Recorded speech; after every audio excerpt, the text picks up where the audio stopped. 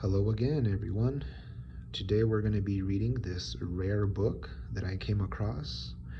It's titled I Am a Pueblo Indian Girl by E-Yeh-Shuré. And let's get to it.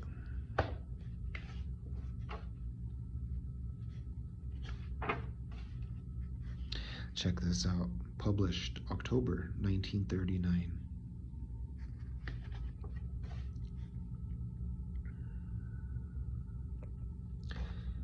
And let me get to it.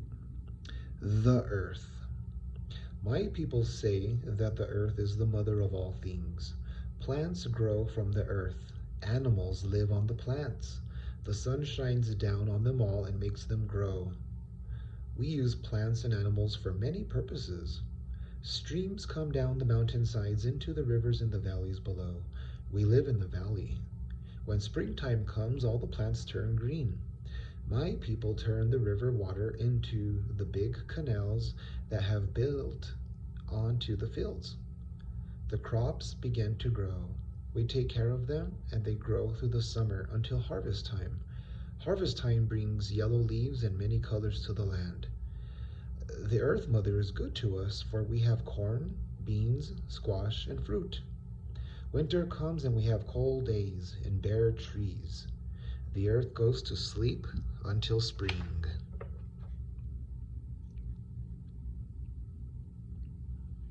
My country. I am an Indian girl. My name is E-Yeh-Shuré, which means blue corn. I live in a pueblo. A pueblo is an Indian village. Some of them are 4 and 5 stories high. My people lived there many years before the white people came to this country. They tilled the soil near the pueblo much as we do now. Their hunting grounds were the plains and the hills far to the east. They brought down huge timbers from the mountains many miles away to build their homes. There are 18 pueblos in New Mexico. Taos Pueblo is the farthest north. Isleta Pueblo is the farthest south, while Zuni Pueblo is the farthest west. There are 11 more pueblos called the Hopis, still farther west, but they are in Arizona. The distance from Taos to Zuni is about 300 miles, and from Taos to Hopi land is about 500 miles. There are many mountains in my country. Some of the pueblos are on rocky cliffs. Acoma Pueblo is on top of a rocky mesa about 300 feet high. Isleta is my pueblo. It is in the valley. At one time, it was surrounded by water, and it was as hard to get to as Acoma. Some of the pueblos are in the desert. It is dry, and there is very little rain. We no longer have the hunting grounds, and we do not have much land around our pueblos. We have clear skies, and we can see the beautiful blue hills far away.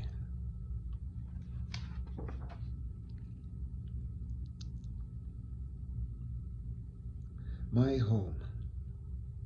My home has a fireplace to keep it warm in the winter. It has thick walls to keep it cool in the summer. They are finished with soft white plaster to keep it bright even on cloudy days. The walls are made of adobe, which is a sun-dried brick. Adobes are made in the summer just as mud pies are made, only they are square, and they are left on the ground to dry. In a few days, the hot sun bakes them hard. The men make the walls with them. Great round logs are placed across the top of the walls to support the flat roof. These logs are brought down from the mountains about 20 miles away from the pueblo. We dig the white earth in the hills nearby, mix it with water and straw, and the women plaster the walls with it inside and out. We make the floors out of the same material. Each summer, the women get together to plaster the homes in the pueblo. When they are done, the homes have a clean white finish that gleams brightly in the bright sun. The corn plant. We plant corn in the spring. We plant yellow corn, red corn, blue corn, and white corn. It grows straight up from the ground. It is very beautiful when it is growing in the summer. The long leaves sprout on each side and the stalk has tassels on top with yellow pollen. The ears of corn form on the stalk among the leaves. Corn has many uses. We make cornmeal mush and corn bread, but I like the tortillas best. They are made of cornmeal, flat and thin, and cooked on top of a stove or a hot flat stone that has a charcoal fire under it. They look like pancakes, but they taste different. We make blue flour out of blue corn, red flour out of red corn, yellow flour out of yellow corn, and white flour out of white corn. We can have different colored corn, bread, or tortillas. My horses like corn too. They eat all the leaves and stalks as well as some of the green. We like to see the corn plant growing in the summer with its long green leaves, its tassels and ears. It looks like an altar.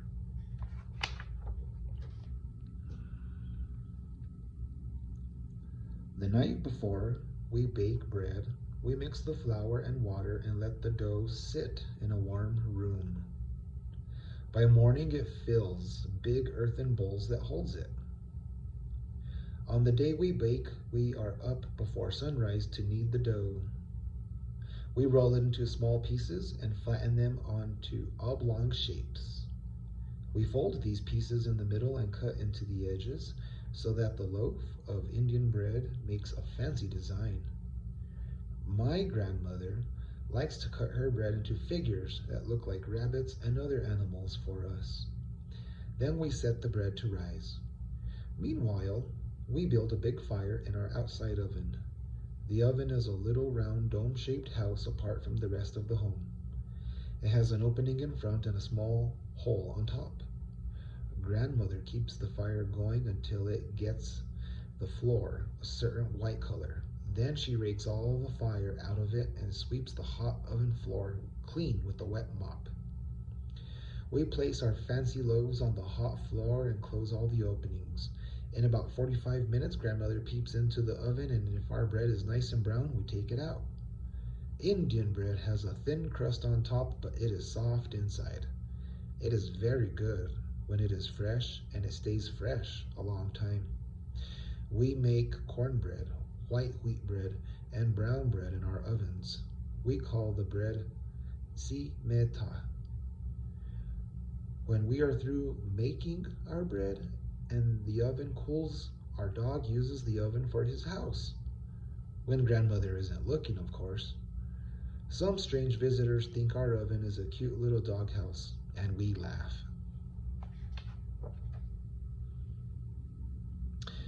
My clothes. Most of the time I wear a calico dress mother made for me from cloth she bought at the store.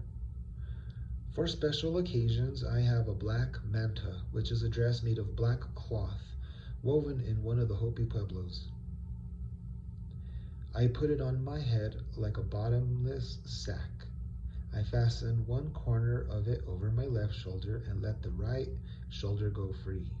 It has no sleeves. I have a wide red belt for it, woven by a woman in the Pueblo here. It goes around my waist 2 or 3 times, then it is tucked in on the side so the fringes can hang loosely down.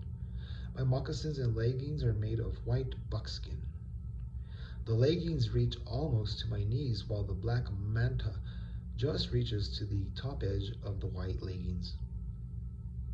My hair is done in a long knot in back of the head and wrapped with the same kind of material as the belt. It was also woven here. A silver squash blossom necklace goes around my neck with strings of red coral beads. I have several bracelets on my wrist and a turquoise ring. The silver necklace, the bracelets, and the ring were made by my father. I wear a red shawl over my head.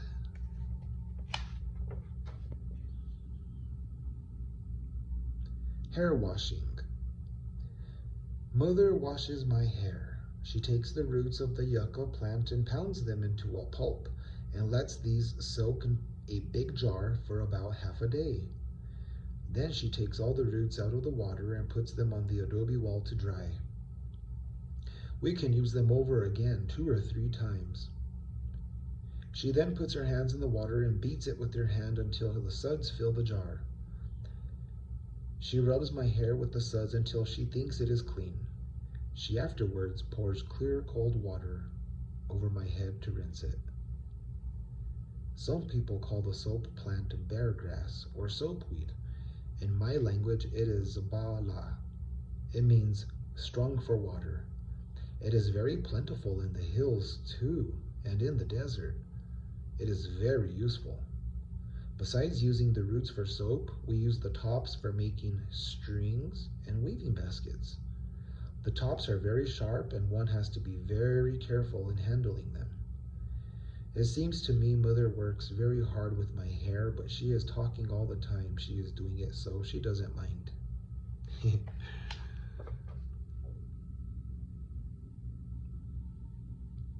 My ponies. I have 2 ponies. One of them is a colt and the other is her mother.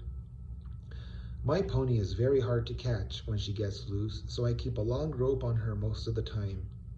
She is a buckskin color with white mane and tail. Sometimes she gets wild, and when I go near her, she lays back her ears as if she would bite. I don't think she means to, so I ride her anyway. The colt is white. She is frisky too. She runs up and down in the pasture and kicks her heels in the air. When she gets tired, she lies in the sun and sleeps. I taught her to shake hands when she was small. Now she always wants to paw, and she is getting too big for that. I think I shall trade her for a silver necklace.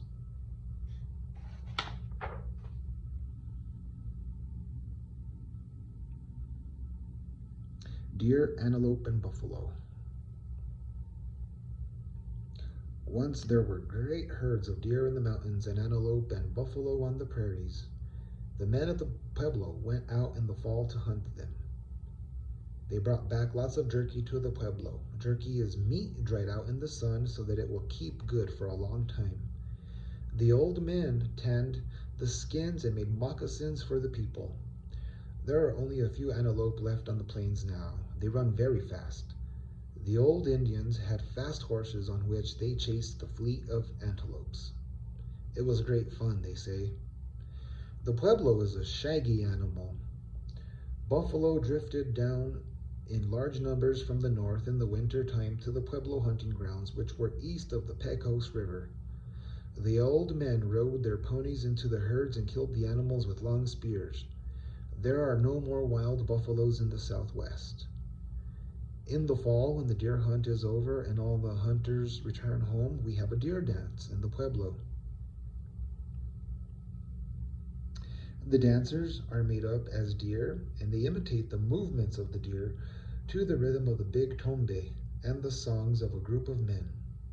A tombe is a drum. Some of the dancers are made up as antelope too, and they are very graceful. In the winter time, we have the buffalo dance, in which the dancers wear huge buffalo heads. Some dress as mountain sheep. They dance in the Pueblo Plaza, and all the people come out to watch them. Many of the people stand on the flat housetops with their red blankets on.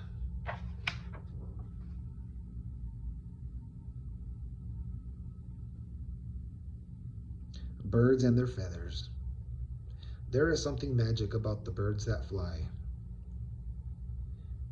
and soar and circle among the clouds so high, or dart and flash among the trees so green, singing, chirping, calling, as if to be seen.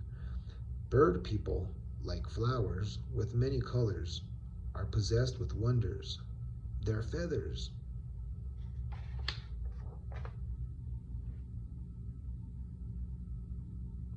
Beauty. Beauty is seen in the sunlight, the trees, the birds, corn growing and people working or dancing for their harvest. Beauty is heard in the night, wind sighing, rain falling, or a singer chanting anything in earnest. Beauty is in yourself, good deeds, happy thoughts that repeat themselves in your dreams, in your work, and even in your rest. That's the end, guys. Hope you enjoyed. keep an eye out for other books.